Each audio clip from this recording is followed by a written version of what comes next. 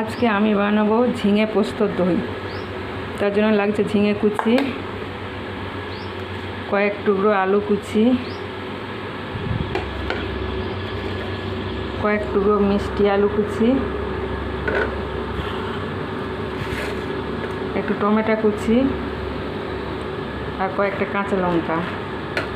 আর এদিকে লাগছে 2 চামচের মতো দই, সামান্য হলুদ গুঁড়ো, লঙ্কা গুঁড়ো, নুন, কালো জিরে আর সামান্য ধনে জিরে ভাজা গুঁড়ো। এবার তার জন্য আমি কড়াতে একটু তেল দিলাম।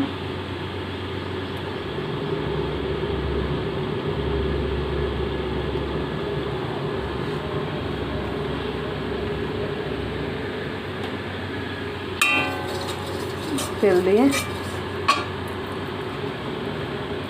আলুর টুকরোটা ভেজে নেব।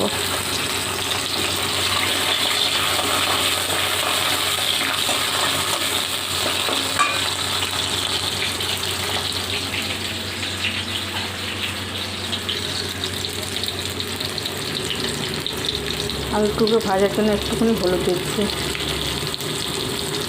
আর একটু নুন দিচ্ছি। নুন আর হলুদ দিয়ে আলুটা ভেজে নিচ্ছি। ভাজা হয়ে গেছে, আমি তুলে নিচ্ছি। এই ঝিঙের টুকরোগুলো একটু ভেজে নেব।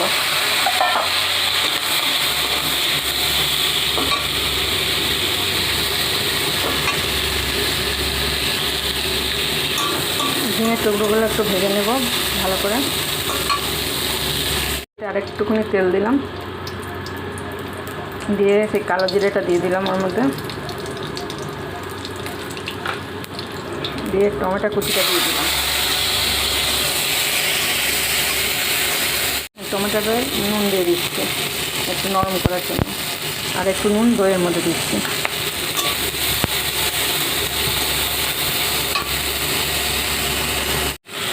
টমেটোটা আমার নরম হয়ে গেছে একটু।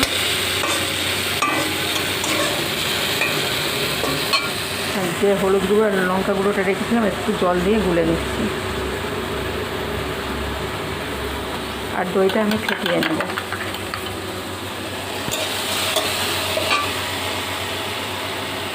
কয়েক টুকরো মিষ্টি আলু রেখেছিলাম ওর মধ্যে দিয়ে দিচ্ছি।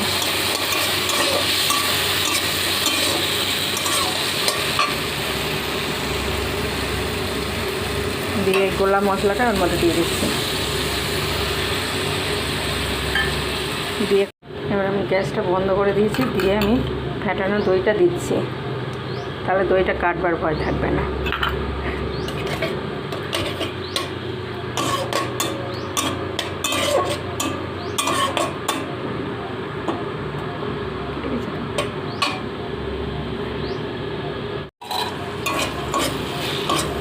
এই ঝিঙে থেকে একটু জল বেরিয়েছে, জল বেরিয়েছে।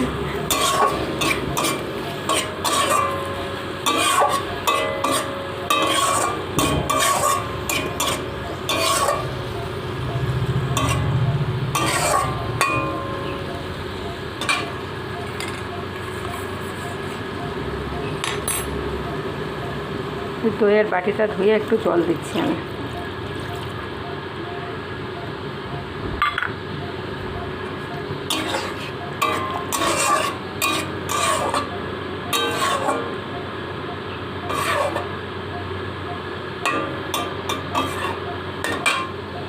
আগে যে ভাজা ময়লাটুকু রেখেছিলাম, ভাজা ময়লাটা ছড়িয়ে দিয়ে একটু ঢেকে দেবো নাড়িয়ে,